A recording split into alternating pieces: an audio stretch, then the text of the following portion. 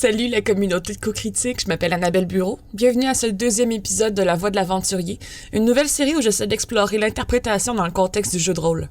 Maintenant qu'on s'est fait une idée globale de ce qu'on allait jouer, puis même ce que nos collègues de table allaient jouer aussi, c'est le moment de plonger dans l'écriture concrète de notre personnage. À ce moment-ci, vous devriez déjà avoir choisi votre classe ou votre race. La création de votre fiche personnage, j'en parlerai même pas. Je suis même pas certaine de faire la bonne chose le 3/4 du temps.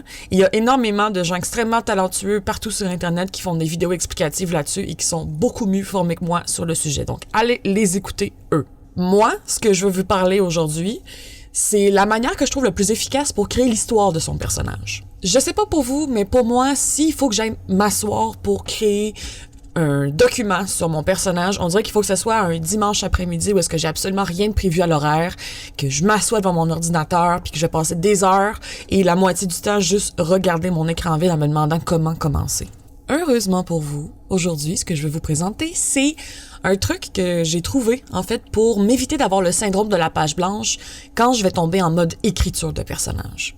Ce que j'ai trouvé, c'est de décortiquer le tout en 7 questions très simples. C'est à partir de ces réponses-là qu'on va pouvoir ensuite se plonger plus profondément dans une écriture plus complète d'un document référence pour votre campagne. Je vous conseille donc à cette étape-ci du processus de garder vos réponses très courtes pour pouvoir se servir de ces réponses-là comme référence au moment où vous allez écrire votre fiche de personnage. Cette étape-ci sert en fait de pont pour faciliter l'écriture du personnage. Donc ça sert à rien de mettre des réponses très détaillées puis de se casser la tête avec ça. On veut vraiment qu'on réponde d'instinct pour pouvoir ensuite avoir une écriture plus étoffée. On y va. Question numéro 1. Quel est l'âge de votre personnage? Ça semble être une question super banale, mais je pense que c'est la plus importante pour bien enclencher le processus.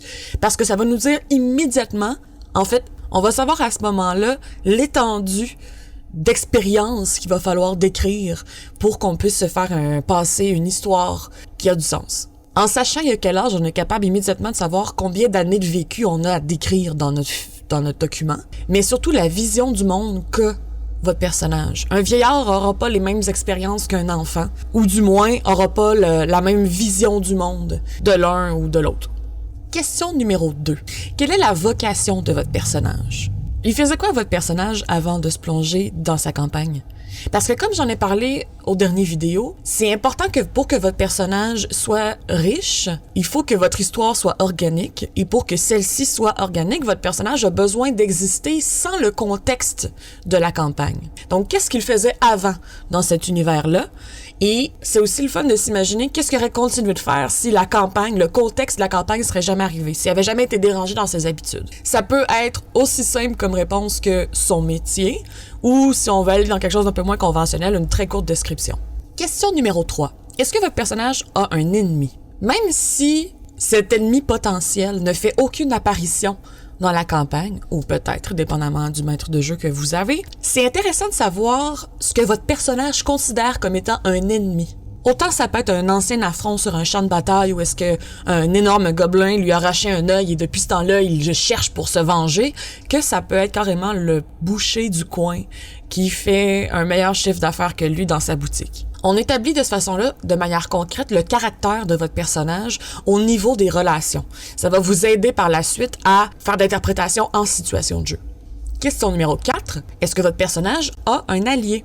Vous me voyez venir dans le même principe qu'on établit quelles sont les relations négatives que votre personnage est capable de se créer. On veut savoir maintenant quelles sont les relations positives que votre personnage est capable de se créer. Est-ce que c'est un membre de sa famille? Est-ce que c'est un familier? Est-ce que c'est un collègue de travail? Un enfant avec qui il a grandi toute sa vie? Est-ce que c'est le facteur? Bref, il y a infini de possibilités. Et ça en dit long, en fait, sur les liens émotionnels que votre personnage est capable de lier dans sa vie.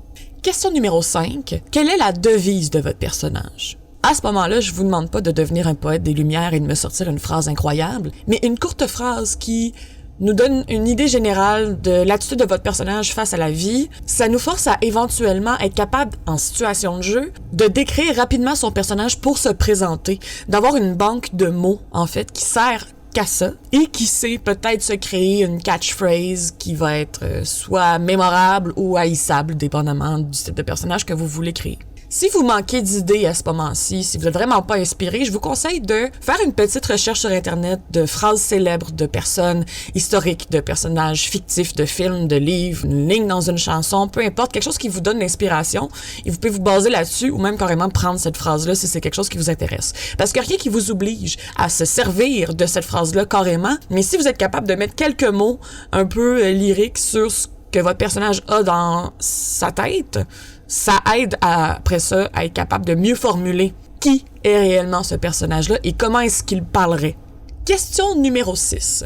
Est-ce que c'est la première aventure de votre personnage? Vous pouvez choisir de répondre à cette question-là par un simple oui ou non. C'est satisfaisant, c'est tout ce qu'on veut savoir. Mais le pourquoi de cette question-là, c'est que lorsque vous allez décider d'étoffer votre description, vous savez déjà un peu où vous enlignez par rapport à son passé. En plus de ça, en situation de jeu, vous savez aussi un peu comment est-ce que votre personnage va réagir face à certaines situations. Par rapport en combat, si c'est la première aventure de votre personnage, on s'attend peut-être à ce qu'il soit un peu figé face à la violence. Ou si c'est un vétéran aguerri, peut-être que la vue du sang va carrément changer la manière dont il voit le monde, il va devenir une autre personne carrément, ça fait ressortir des traits de personnalité un peu comme un PTSD, bref, il y a beaucoup de possibilités. Fait que cette petite réponse-là peut faire une grande différence au niveau de l'interprétation. Dernière question, question numéro 7. Pourquoi est-ce que votre personnage se plonge dans cette aventure-là? Cette question-là est nécessaire et, à mes yeux, la plus importante, particulièrement si vous savez un peu de quoi va parler la campagne. Pas besoin d'avoir énormément de détails, ça peut être aller explorer des nouvelles contrées, ça peut être aller chercher quelqu'un. Bref, cette réponse-là est nécessaire dans le sens où, si on a déjà établi que votre personnage avait une vie avant de se lancer dans cette campagne-là, pourquoi est-ce qu'il a décidé de quitter le confort de son foyer pour se lancer dans une aventure potentiellement dangereuse? Parce qu'on le sait, campagne égale danger. Ça prend donc quelque chose que votre personnage va gagner par rapport à ça. Ça peut littéralement être quelque chose de physique comme de l'argent, mais ça peut être aussi psychologique. La curiosité, le besoin de sortir de sa maison parce qu'il n'était pas confortable finalement. Le désir d'impressionner quelqu'un. Il y a vraiment beaucoup de possibilités, mais c'est fondamental de connaître la raison qui pousse votre personnage à seulement quitter son chez lui. Si vous avez apprécié le contenu que je vous ai présenté aujourd'hui, je vous ai... Pour vrai? Attends, ok. Si vous avez apprécié le contenu que je vous ai présenté aujourd'hui, laissez-le moi savoir dans les commentaires et je veux aussi savoir si vous avez des questions au niveau de l'interprétation en situation de jeu de rôle. Je veux me nourrir de ce que vous avez envie de savoir, ça va m'aider à construire mes nouvelles vidéos. Je vous invite aussi à vous abonner à la page YouTube de Coup Critique, à sonner la cloche pour ne rien manquer de nos prochaines sorties et à jeter un coup d'œil sur notre belle campagne Obélien, qui est une campagne de Donjons Dragons 5e édition sur laquelle on a travaillé très fort et sur laquelle on a énormément de plaisir à vous soumettre. Sur ce, je vous souhaite une belle fin de journée et on se dit à la prochaine fois.